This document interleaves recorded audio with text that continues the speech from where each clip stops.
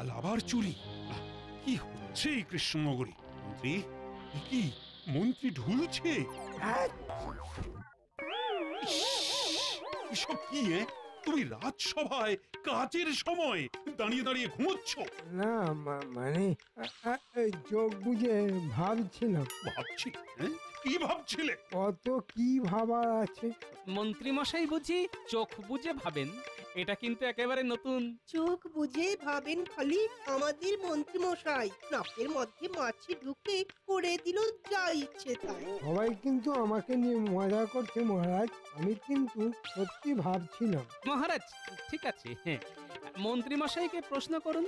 আমাদের সভার কাজ শুরু হয়েছিল কি বিষয় নিয়ে? ঠিক ঠিক বলেছ। এই মন্ত্রী, বলো বলো, সভার কাজ শুরু হয়েছিল কি বিষয় নিয়ে? মানে আমি একটা বিষয় তোমার কাছে জানতে চেয়েছি, সেটা কি? এই রে, ওটা তো আমার কানে আসেনি, কিভাবে সমাধান করব? মহারাজ, মন্ত্রী মশাই এবারে ভাবছেন। তুমি কি জ্যোতিষ চর্চা করছো নাকি আজকাল? কেন জ্যোতিষ চর্চা করতে হবে কেন? আপনাকে দেখেই তো বোঝা যাচ্ছে। দেখো মন্ত্রী, কাজের সময় যে ঘুমোয় তাকে দিয়ে কাজের কাজ কিছু হয় না। তা তুমি সারা রাত ধরে কি করেছো? বাড়িতে ঘুমোনি?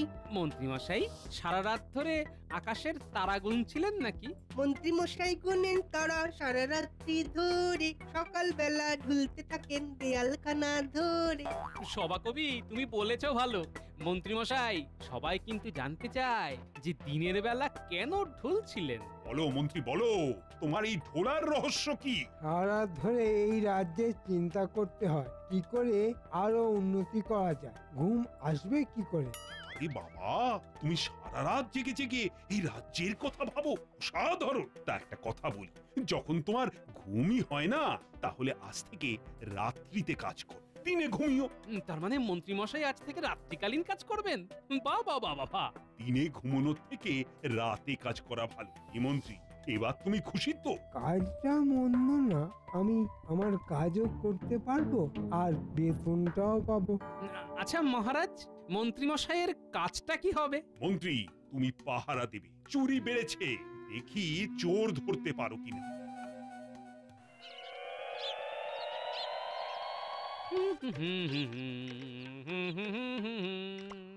কি গো, এত খুশি কেন? কাল সকাল থেকে মন্ত্রী মশাইকে দেখতে হবে না। কেন গো, মন্ত্রী মশাই কি ইস্তফা দিলে না? উনি নিশুতি রাতের কর্মচারী। মানেটা কি গো? নিশুতি রাতে কি কাজ করবেন? নিশুতি রাতে তো দু ধরনের লোক বের হয়, চোর আর পাহারাদার। তা উনি কি পাহারাদার? ওনাকে তো পাহারা দেবার জন্যই মহারাজ বলেছেন। তাহলে মন্ত্রী কে হবে? সব রাজা মহারাজার তো একজন মন্ত্রী থাকেন, আমাদের রাজ্যের মন্ত্রী কে হবেন? সমস্যা সমস্যা, ভয়ঙ্কর সমস্যা।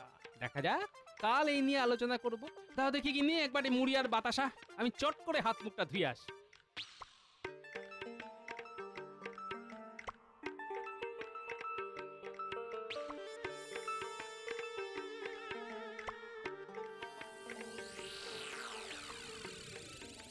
কয়েকদিন ধরে দেখছি তুমি বেশ রাত করে বেরোচ্ছ, কি ব্যাপার বলো তো? আমার কাজ বেড়েছে। রাতে তোমার কাজ কি? খুব চুরি বেড়েছে, আমাকে পুরো বিষয়টা দেখতে হচ্ছে। ও মা, সে আবার কি? তুমি কি চোর ধরতে বেরোবে? যেটা বোঝো না সেটা নিয়ে কথা বলো না, আমাকে এক্ষুনি যেতে হবে। সে কি গো, তোমার কি পদচ্যুতি হলো নাকি গো? তাহলে মন্ত্রিত্ব করবে কে? আমার কপালে এও ছিল, মন্ত্রিত্ব থেকে একেবারে পাহারাদার। আমি কালই বাপের বাড়ি যাব। উফ, কি কাণ্ড! এরা বোঝেও না। আরে কাজে অনেকগুলো ধারা আছে, এটা একটা ধারা। তোমার ধারা পাতনি তুমি থাকো, তোমার জন্য আমার পদচ্যুতি হবে কেন? আমি মন্ত্রীর বউ ছিলাম, আর মন্ত্রীর বউ হয়েই তোমার জীবন থেকে অবসর নেব, এই বলে দিলাম। হ্যাঁ শোনো, আমি খুব গুরুত্বপূর্ণ কাজ করছি, যদি কাজটা ঠিকঠাক হয় তবে তুমি পায়ের উপর পা তুলে থাকবে, মনে রেখো।